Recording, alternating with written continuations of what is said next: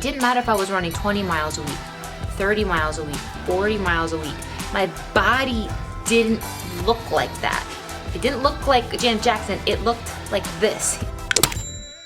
With all of that cardio, it made me hungrier because I was probably burning at least 2,000 calories a day.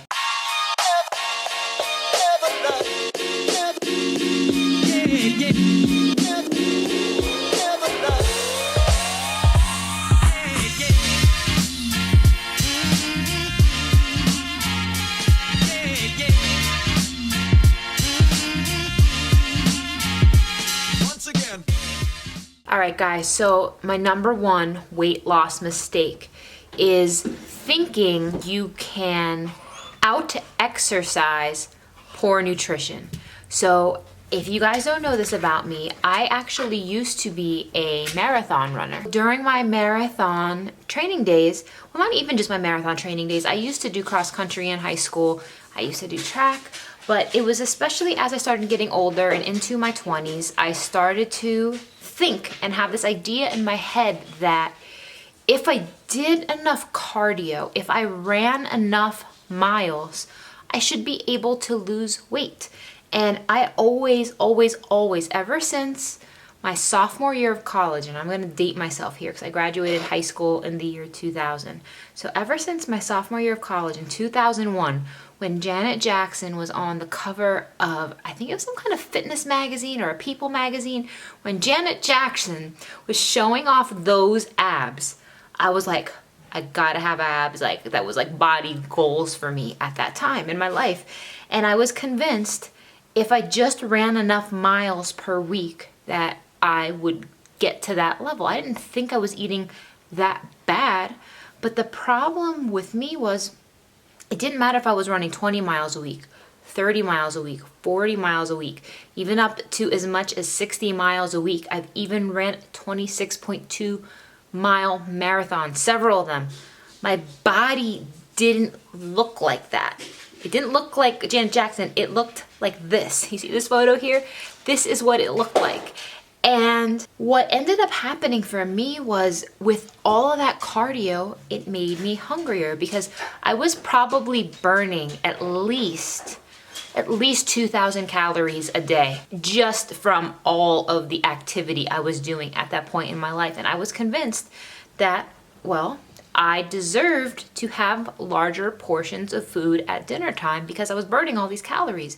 I never really did the actual math for calories in versus calories out. Like, I've never done the energy balance on myself, and I never ate bad food.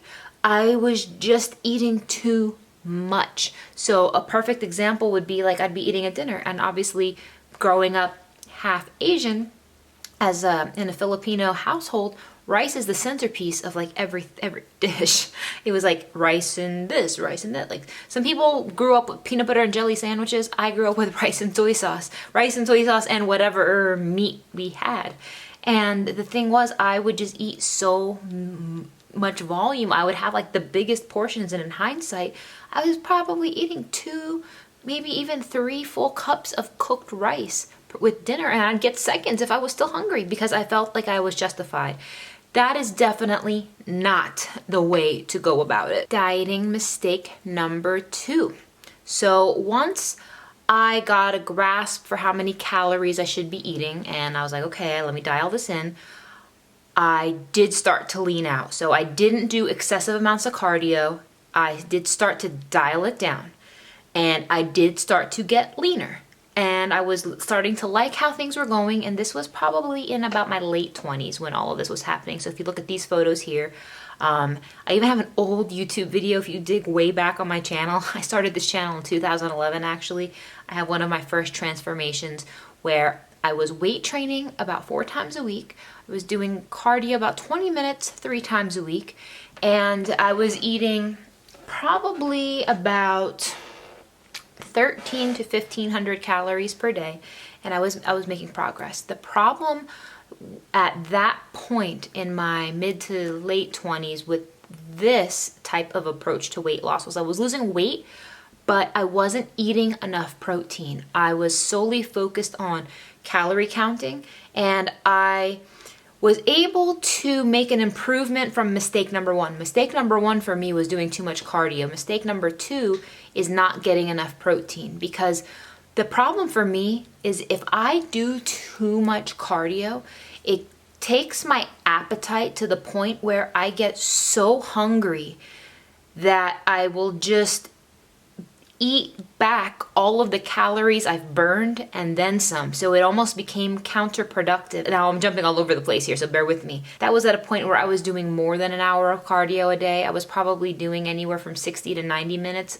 of cardio, and then sometimes even 90 to 120. I was doing a lot of cardio back then. But listen, guys, if you're doing so much cardio to the point that it is making you even hungrier and you're just gonna back eat all of those calories, the net effect is like, there's no net effect. It's not helping you. So back to my diet mistake number two, or weight loss mistake number two, which was for me, I was not eating enough protein. I got my calories in the right range. I got my cardio dialed down. I've been lifting weights, but then I just didn't have as much of a muscular look as I wanted. I looked smaller, which was good, which is what I wanted, but I didn't have that muscle definition.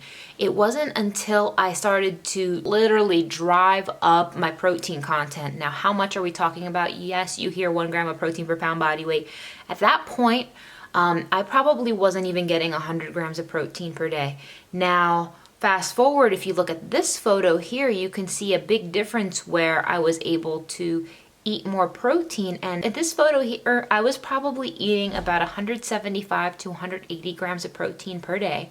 And that may sound like a lot, but I wanted to gain lean muscle mass. So I was okay with that. Now, a lot of you guys are gonna say, oh, well, how did you get that much protein? I have such a hard time getting my protein. You guys, I hear it all the time. One of the main things I did was I put 2 scoops of whey protein isolate in my morning oatmeal. I had 2 scoops of whey protein isolate in my post-workout shake. That alone is 100 grams of protein. So protein, I relied on protein supplementation to get my body to that point. Diet mistake number 3, I guess weight loss mistake number 3, not drinking enough water. That's why I have my water here. This tip sounds so basic, so fundamental. So I can't tell you guys how many times that I have mistaken hunger for dehydration, meaning there have been so many times where I have just mindlessly eaten food out of boredom, out of entitlement, out of just no darn good reason at all, simply because I was thirsty. And this is a gallon of water. For those of you who follow the metric system, we're talking about 3.7 liters of water.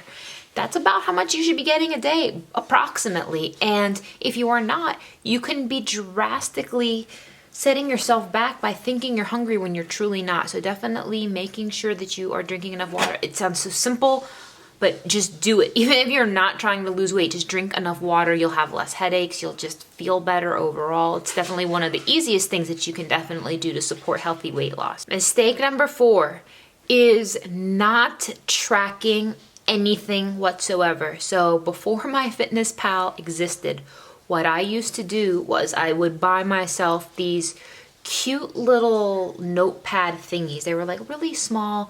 I'd get them from the store. I'd make sure they had really cute designs, and I forced myself to have a food diary. It wasn't until I started doing food diaries daily that I really started to have an eyes wide open approach to what I was actually eating. So not having any sense of what you are eating at all whatsoever, it gives you a blind spot. It's like having a credit card and not having a credit card statement and then wondering where all of your money went at the end of the month. You need to have some kind of tracking system. I know a lot of you guys don't like tracking macros and doing this. Even this was way before those apps even existed. I used to write down every single thing I ate in a day, and I was able to monitor patterns, see what I was doing. And if you've never practiced tracking, it is by far one of the best things you can possibly do to actually make some traction towards your goals. So thank you guys for watching, and I'll see you in the next one.